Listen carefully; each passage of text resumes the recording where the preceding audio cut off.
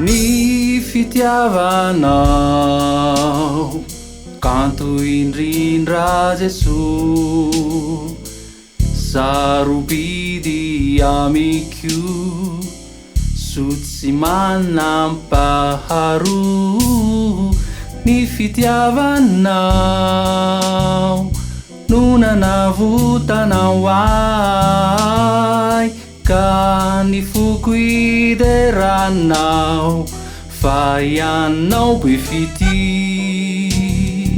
Ny fitiavanao kanto indrindra Jesosy, sarobidy amiko sotsy manampaharoa. Ny fitiavanao no nanavotanao ahy, ka ny foko ideranao fa ianao be fity. Sarotra ny lalana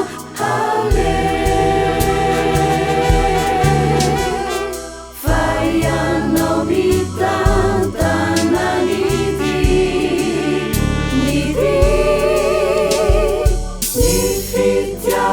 fitiavanao kanto indrindra Jesosy, sarobidy amiko sotsy manampaharoa. Ny fitiavanao no nanavotanao ahy, ka ny foko ideranao fa ianao be fity.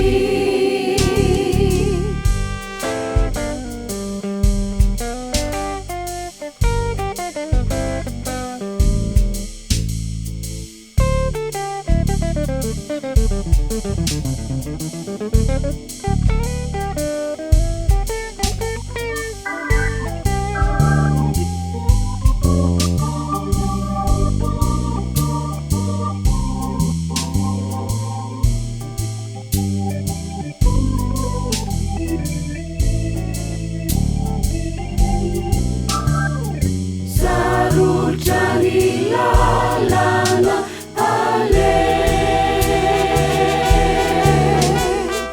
fa ianao mitantana ny